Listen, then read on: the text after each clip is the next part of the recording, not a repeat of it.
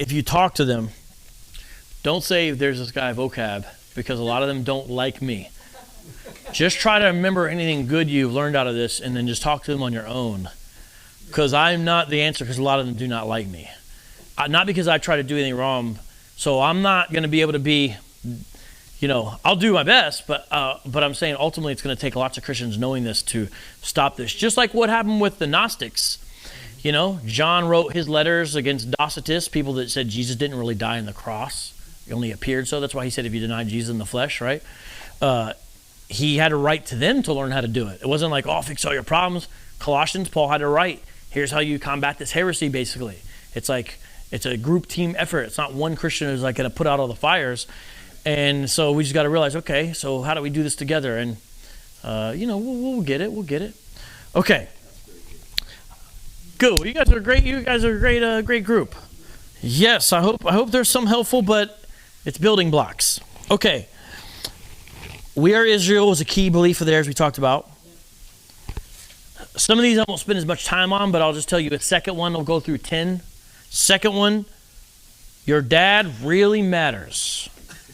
Your dad really matters. That's my colloquial way of putting it. If you see a Hebrew Israelite on the street in that situation, one of the first things they'll say is, what's your nationality? Or they'll say, what's your father? Who's your father? It's the gospel of who's your daddy. Because they believe you would have to be descended from someone they view as an Israelite to qualify as an Israelite. So, Bob Marley, anybody know who his dad is? Father was a white man. Yeah, his dad was like a soldier or something stationed in Jamaica. So Bob Marley is not an Israelite. That's sad. He always was singing about Israel and redemption songs, right? So according to Hebrew Israelite reckoning, he's not an Israelite. Now, that doesn't mean he's going to be a servant in the kingdom according to all of them. Now, it does to some of them. Some of them, Bob Marley would be serving them in the kingdom because he would be an Edomite to them as a so-called white man. But because his father was white, they can't consider him an Israelite. Unless some of them will go, well, his dad may have looked like, but maybe he was actually an Israelite because Bob Marley had the spirit of an Israelite. Some of them will go that route. And I'll say, so you do believe in spiritual Israel? Yeah, so some of them say something like that with Bob Marley or someone that they're maybe partial to. Like I know one guy from the old school, he thinks John Travolta's an Israelite. I said, why? He's like, you seen that brother dance? Only Israelites can dance that way. Yes, I am serious. And you know Tom Jones? Oh, for sure. Israelite. Yep. Yeah. Bruce Lee, Israelite. Conor McGregor talks ish like an Israelite. I heard one of them say that. I'm just saying what they said. I censored myself though. But you see what I'm saying? This is now not all of them will say that, but some of them go on that route. So who's your dad? Your dad really matters. Yeah, what they mean by that is that's just my way to say lineage is king to them. Thirdly, the Jews are fakes. Now, some people think this is a more important question than I do, because since I think the essence is, do you believe in Jesus? The descent issue is not really as key. But this is answer. How does anyone know what they are? Because anyone can be wrong about what they are. Some people don't know they're adopted, or they find out when they're 80. Like there's all kinds of stuff we don't really. We take a DNA test, it tells us something different. We take 2 different DNA tests, or some results that don't match. All kinds of things can happen. How does anyone really know? But think about this.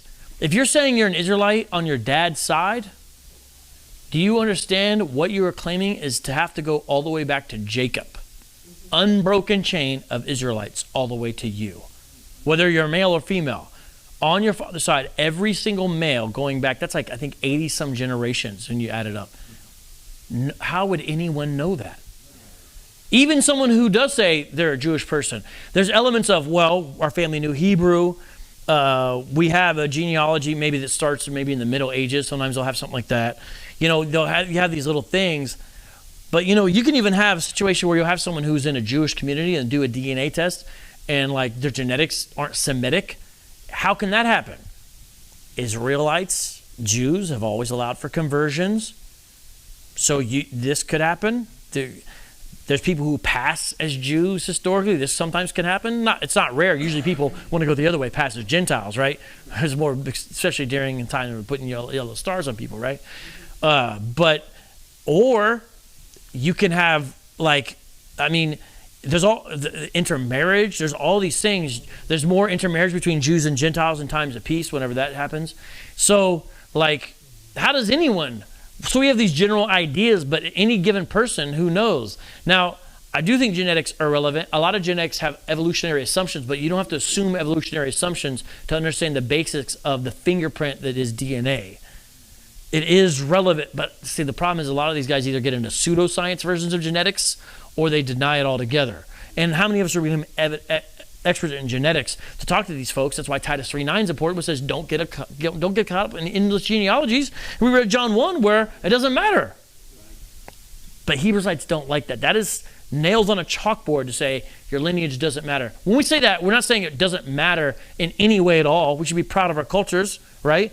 That's part of the diversity of God's kingdom. But what we're talking about is in this salvific way that they hold to.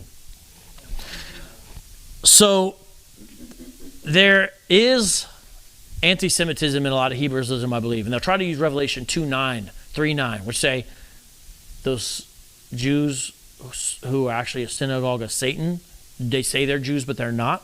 You guys know that verse in Revelation? Well, John wrote Revelation. John wrote the book of John. John 8, what does Jesus say? You're your father, the devil. It's the same concept. It's saying if you reject the Messiah, you're not really Jewish in the sense that matters. And it's not saying they're ethnic imposters. That's not the point. Besides, that would be really early for the Jews who have already supplanted the identity. And then in the 90s, already European Jews were like, we're the real Jews. And they're in synagogues in Turkey. You see? Sometimes I brought that to them. They'll say, well, it's talking to the future fakes. I was like, well, who were the fakes of that day? Because clearly they already knew. You see, so there's challenges there.